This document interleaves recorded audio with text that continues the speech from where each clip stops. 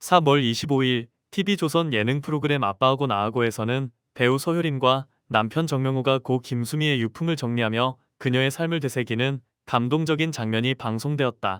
2024년 10월 25일 김수미가 갑작스러운 심정지로 세상을 떠난 후 가족들은 여전히 그녀의 빈자리에 적응하지 못한 채 시간을 보내고 있었다.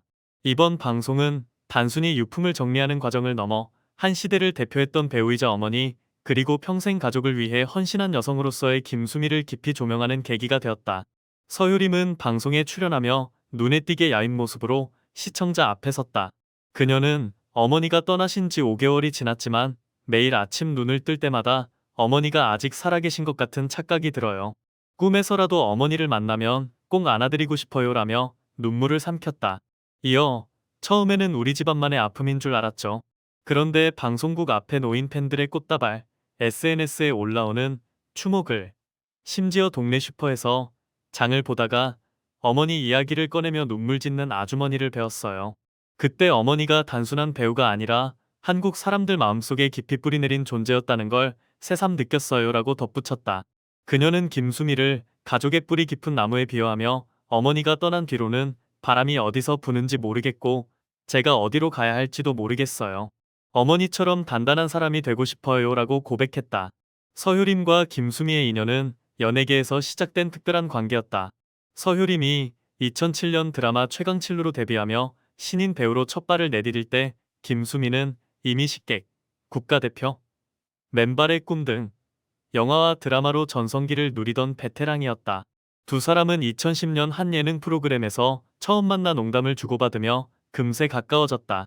이후 서효림이 김수미의 아들 정명호와 교제를 시작하면서 가족으로 맺어졌다. 서효림은 어머니는 저를 처음 봤을 때부터 너는 눈빛이 맑아서 연기 잘하겠다며 격려해 주셨어요. 촬영장에서 힘들 때마다 전화해서 위로받고 집에 가면 따끈한 김치찌개를 끓여주셨죠. 친구처럼 편했지만 연기 얘기가 나오면 진지하게 조언해 주시는 선생님이기도 했어요 라며 애틋한 기억을 떠올렸다. 그러면서 요즘은 어머니가 좋아하시던 된장국 냄새만 맡아도 눈물이 나요. 그래서 일부러라도 정신없게 지내려고 드라마 촬영과 예능 스케줄을 꽉 채웠어요 라고 말했다. 정명호는 아내와 달리 감정을 잘 드러내지 않는 성격으로 알려져 있었다. 하지만 이번 방송에서 그는 처음으로 속마음을 털어놨다. 발인을 마치고 집에 돌아와 문을 잠갔다가 갑자기 눈물이 터졌어요. 태어나서 그렇게 오래 울어본 적이 없었죠. 그때 제가 이 슬픔을 이겨내는 건지 그냥 억지로 버티는 건지 도저히 분간이 안 가더라고요 라며 당시를 회상했다. 그는 장례식장에서 어머니를 마지막으로 배웅할 때도 믿기지 않았어요. 관 속에 누워 계신 분이 정말 우리 엄마인지 지금도 가끔 거실에서 어머니 목소리가 들리는 것 같아요. 저한테 어머니는 세상에서 가장 큰 산이었어요. 그래서인지 매일 아침 눈을 뜰 때마다 가슴이 텅 빈 기분이에요 라고 말했다. 정명호는 연예계에서 활동하며 어머니와 많은 시간을 보냈던 인물로 김수미가 생전 우리 명호는 착해서 걱정이라며 자주 언급했던 아들이었다. 부부는 김수미의 집에 들어서며 그녀가 남긴 흔적을 하나씩 마주했다. 거실에 놓인 오래된 나무, 책상, 주방에 걸린 빛바랜 앞치마, 심지어 창틀에 붙은 금연 스티커까지. 서효림은 어머니는 금연을 100번도 넘게 선언하셨지만 늘 담배 한 갑을 서랍에 숨겨두셨어요. 제가 그걸 몰래 버리면 너 때문에 내가 못 산다. 며 장난스럽게 화내셨죠라며 웃었다. 정명호는 어머니가 떠난 날을 또렷이 기억했다. 새벽 2시 50분쯤 아버지한테 전화가 왔어요. 엄마가 숨을 안 쉰다. 빨리 와라고 하시더라고요. 제가 차를 몰고 집에 도착했을 때 어머니는 거실 소파 옆에 쓰러져 계셨어요. 손을 잡아봤는데 차갑더라고요. 119를 부르며 심폐소생술을 시도했지만 구급대원이 도착했을 때는 이미 늦었어요. 그 짧은 순간이 영화처럼 머릿속을 맴돌아요라며 눈시울을 붉혔다. 김수미는 생전 수많은 도전을 겪었다.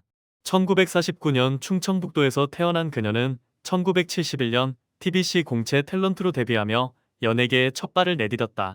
이후 똘똘이 삼촌, 할머니 까투리 등으로 코미 경기의 대가로 자리 잡았고 2000년대 들어 식객, 국가대표 같은 작품으로 제2의 전성기를 맞았다. 하지만 2024년 초 한 방송사와 출연료 미지급 문제로 소송을 벌이며 큰 스트레스를 받았다. 당시 업계에서는 김수미가 억울하게 돈을 떼었다는 소문이 돌았고 그녀는 주변에 이 나이에 법정 다니는 게 창피하다라며 소가리를 했다고 전해진다. 서효림은 그때 제가 어머니한테 더 자주 전화하고 집에 찾아갔어야 했는데 드라마 하늘의 별 촬영 때문에 정신 없었어요. 어머니가 힘들어 하시는 걸 알면서도 제대로 위로하지 못한 게 너무 미안해요라며 눈물을 흘렸다. 유품 정리 중 부부는 김수미의 놀라운 유산을 발견했다. 오래된 여행 가방에서 나온 통장 뭉치는 모두를 놀라게 했다. 정명호는 이거 봐, 5억 원이야. 어머니가 이런 돈을 모아두셨을 줄 몰랐어요 라며 농담을 던졌다가 1978년에 1억 원이 찍힌 통장도 있네요. 그 시절에 이런 돈을 모으셨다니 어머니가 얼마나 치열하게 사셨는지 알 것 같아요 라며 감탄했다. 통장 외에도 그녀가 1980년대 한국방송대상에서 받은 트로피, 1990년대에 단종된 복권 한 무더기, 그리고 빛바랜 사진첩과 일기장이 나왔다. 서효림은 2019년쯤 어머니 팬클럽에서 김수미 박물관을 만들자고 제안했었어요. 이 유품들을 보니 진짜 현실이 될 수도 있겠네요 라며 웃었다.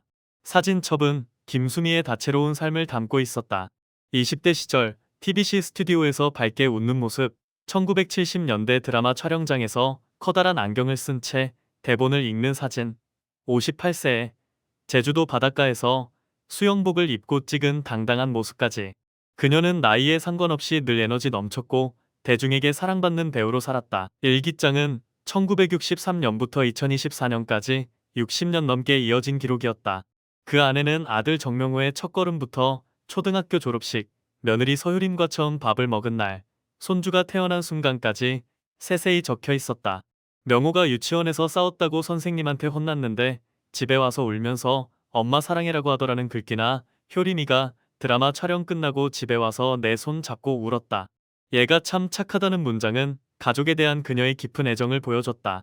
가장 감동적인 순간은 서효림이 오래된 서랍에서 꺼낸 작은 카세트 테이프에서였다. 그 안에는 김수미가 2022년 아들의 생일에 남긴 음성이 담겨 있었다. 명호야, 내 생일 챙겨줘서 고맙다. 너랑 효림이 우리 손주 덕에 내가 이렇게 행복한 거야 라는 목소리가 흘러나오자 정명호는 끝내 눈물을 터뜨렸다. 그는 어머니는 저한테 세상에서 가장 따뜻한 분이었어요. 지금 너무 힘들 때마다 어머니가 어디선가 저를 보고 계실 거라 믿고 싶어요. 제가 제 아이들에게 어머니처럼 큰 사랑을 줄 수 있을지 늘 고민이에요 라고 말했다.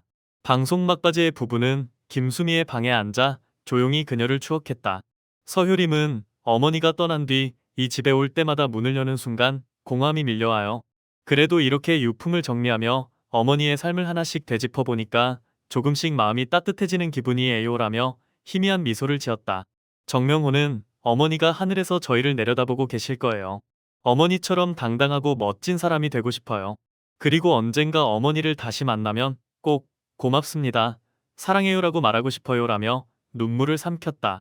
이날 방송은 시청률 8.2%를 기록하며 화제를 모았고 방송 후 SNS에는 김수미 선생님의 삶이 너무 감동적이다. 서효림과 정명호의 눈물이 나까지 울렸다는 반응이 쏟아졌다.